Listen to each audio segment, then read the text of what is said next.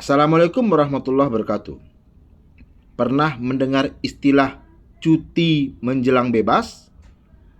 Baik teman-teman semuanya, video ini akan membahas mengenai istilah itu, CMB atau cuti menjelang bebas teman-teman semuanya. Nah, berdasarkan aturan, CMB atau cuti menjelang bebas adalah proses pembinaan di luar rutan atau lembaga pemasyarakatan bagi narapidana yang menjalani masa pidana atau sisa masa pidana yang pendek, teman-teman semuanya. Nah, lalu apa syarat yang harus dipenuhinya? Teman-teman semuanya, terkait dengan cuti menjelang bebas, remisi, asimilasi, teman-teman semuanya, sudah ada aturan yang mengatur secara tegas.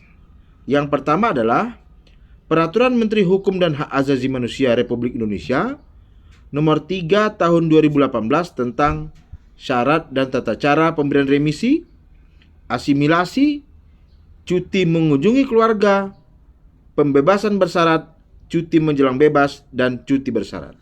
Nah, ketentuan Peraturan Menteri Hukum dan HAM Nomor 3 Tahun 2018 ini juga kemudian diperbaharui dengan aturan yang lain, teman-teman semuanya, ya, yaitu dengan adanya Peraturan Menteri Hukum dan HAM Republik Indonesia Nomor 7 Tahun 2002 tentang perubahan kedua atas Peraturan Menteri Hukum dan HAM Nomor 3 Tahun 2018 tentang syarat dan tata cara pemberian remisi, asimilasi, cuti mengunjungi keluarga, pembebasan bersyarat, cuti menjelang bebas, dan cuti bersyarat, teman-teman semuanya. Nah, ini ada dua ya yang bisa kita baca, teman-teman semuanya. Nah, lalu mengenai cuti menjelang bebas ini, apa yang bisa kita sampaikan? Yang pertama adalah mengenai, kita bacakan pasal 102, yaitu cuti menjelang bebas dapat diberikan kepada narapidana yang telah memenuhi A. Telah menjalani paling sedikit 2/3 masa pidana dengan ketentuan 2/3 masa pidana tersebut tidak kurang dari 9 bulan. Jadi kalau dia hukumannya hanya 6 bulan, itu tidak bisa dapat CMB, teman-teman semuanya, karena mensyaratkan telah menjalani paling sedikit 2/3 masa pidana dengan ketentuan 2/3 masa pidana tersebut tidak kurang dari 9 bulan. Dan berkelakuan baik selama menjalani masa pidana paling sedikit 9 bulan terakhir dihitung sebelum tanggal 2/3 masa pidana. Lamanya cuti menjelang bebas sebesar remisi terakhir paling lama 6 bulan. Jadi tolong nanti diperhatikan teman-teman semuanya, kalau sudah pernah dapat remisi, maka perhatikanlah remisi terakhirnya itu berapa lama, teman-teman. Nah, pasal 103 ya. Bagi narapidana yang melakukan tindak pidana terorisme, narkotika dan psikotropika, korupsi, kejahatan terhadap keamanan negara dan kejahatan hak asasi manusia yang berat, dan kejahatan kejahatan transnasional terorganisasi lainnya, cuti menjelang bebas dapat diberikan, ya. Jadi ada pertanyaan, Pak, katanya dia merupakan seorang koruptor, apakah dia masih bisa dapat yang namanya cuti menjelang bebas? Dapat, ya, dengan syarat telah menjalani paling sedikit 2/3 masa pidana dengan ketentuan 2/3 masa pidana tersebut tidak kurang dari 9 bulan. Dan berkelakuan baik selama menjalani masa pidana paling sedikit 9 bulan terakhir dihitung sebelum tanggal 2/3 masa pidana. Lamanya cuti menjelang bebas sebesar remisi terakhir paling lama 3 bulan.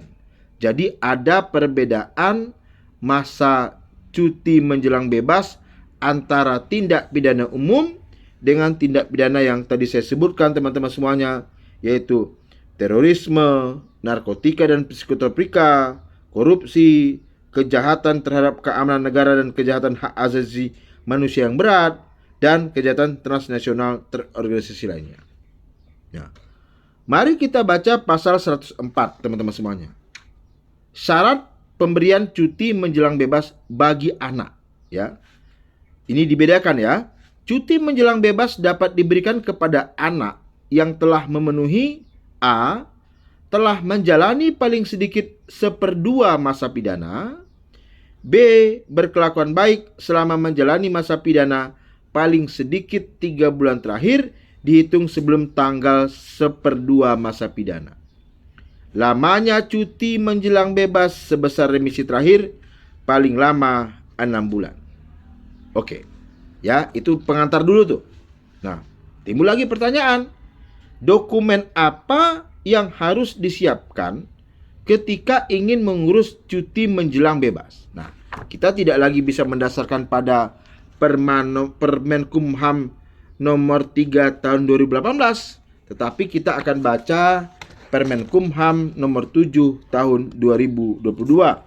Karena di dalam Permenkumham ini yang 7 2002 itu merubah ketentuan yang ada di dalam Permenkumham nomor 3 tahun 2018. Ya, kalau kita lihat di dalam peraturan ini dikatakan begini. Ketentuan pasal 105 diubah sehingga berbunyi sebagai berikut, teman-teman semuanya. Ya. Nah, kita baca supaya kita paham ya. Syarat pemberian cuti menjelang bebas sebagaimana dimaksud dalam pasal 102 sampai 104 dibuktikan dengan melampirkan kelengkapan dokumen sebagai berikut ya. Jadi, lampirkanlah kelengkapan dokumen. A. Salinan kutipan putusan hakim dan berita acara pelaksanaan putusan pengadilan. Ada namanya BA namanya ya. B. Laporan perkembangan pembinaan sesuai dengan sistem penilaian pembinaan narapidana yang ditandatangani oleh Kepala Lapas atau LPKA. C. Laporan penelitian kemasyarakatan yang dibuat oleh pembimbing kemasyarakatan yang diketahui oleh Kepala Bapas. D. Salinan register F dari Kepala Lapas _LPKA. E. Salinan daftar perubahan dari Kepala Lapas _LPKA. Kita lanjut ya. F. Surat pernyataan dari narapidana atau anak tidak akan melakukan perbuatan melanggar hukum.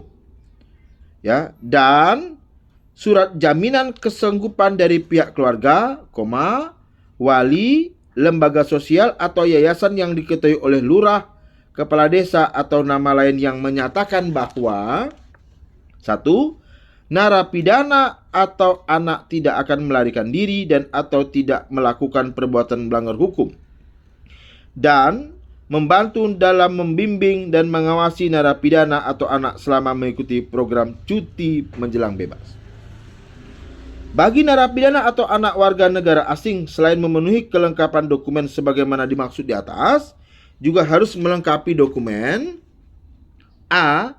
Surat jaminan tidak melarikan diri dan akan mentaati persyaratan yang telah ditentukan dari 1. Kedutaan besar _konsuler dan 2. Keluarga, orang atau korporasi yang bertanggung jawab atas keberadaan dan kegiatan narapidana atau anak selama berada di wilayah Indonesia.